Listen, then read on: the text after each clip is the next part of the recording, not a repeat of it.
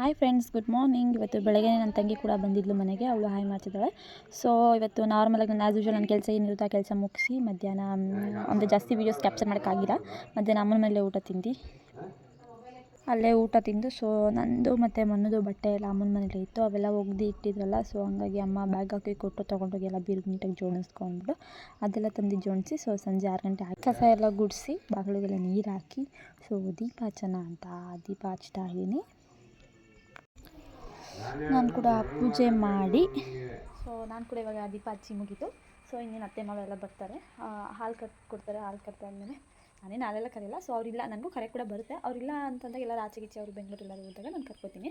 So ಇದ್ದಾಗ ನಾನೇನು ಕರಿಯೇನಲ್ಲ, ಅವರೇ ಕರ್ಕೋತಾರೆ. ಹಾಲು ಕರೆದಾದ್ಮೇಲೆ ಅವ್ರಿಗೆ ಟೀ ಆರ್ ಕಾಫಿನ ಮಾಡಿಕೊಟ್ಟು ಆ್ಯಸ್ ಯೂಶುವಲ್ ನನ್ನ ಕೆಲಸ ಏನಿದೆ ಅಡುಗೆ ಮಾಡಬೇಕು. ಸೊ ಬನ್ನಿ, ನಾನು ಕೂಡ ಅಡುಗೆಗೆ ರೆಡಿ ಮಾಡ್ಕೋಬೇಕು. ಹಂಗಾಗಿ ಮನೆ ಇವತ್ತು ಸಂತೆ ಬೇರೆ ಇತ್ತು ನಮ್ಮಲ್ಲಿ.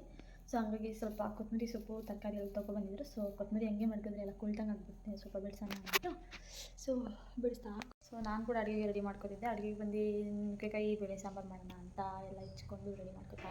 ಫಸ್ಟು ಸಾಂಬಾರು ಮಾಡಿಟ್ಬಿಡೋಣ ಅಂತ ಸಾಂಬಾರು ಮಾಡಿಟ್ಟು ಆಮೇಲೆ ಅನ್ನ ಮಾಡಿ ಮುದ್ದೆ ಮಾಡಿಕೊಂಡೆ. ಅಷ್ಟರಲ್ಲಿ ಮನೆ ಬಂದು ನನಗೆ ಹೊಟ್ಟೆ ಹಸಿದೆ, ಊಟ ಹಾಕ್ಕೊಡು ಅಂತಂದರು. ಸೊ ಅವ್ರಿಗೂ ಕೂಡ ಊಟ ಹಾಕ್ಕೊಟ್ಟು ಆಮೇಲೆ ಒಂದು ರೌಂಡ್ ವಾಕ್ ಹೋಗೋಣ ಅಂದ್ಬಿಟ್ಟು ನಮ್ಮಮ್ಮ ಮನೆ ಕಡೆ ಬಂದ್ವಿ. ಅಷ್ಟರಲ್ಲಿ ನನ್ನ ತಮ್ಮ ನೋಡಿದ್ರೆ ಎಕ್ಸಾಮ್ಗೆ ಫುಲ್ಲು ಪ್ರಿಪ್ರೇಷನ್ ಎಷ್ಟು ಸಿನ್ಸಿಯರಾಗಿ ಗೊತ್ತಿದ್ದಾನೆ ನೋಡಿ ಗೈಸ್.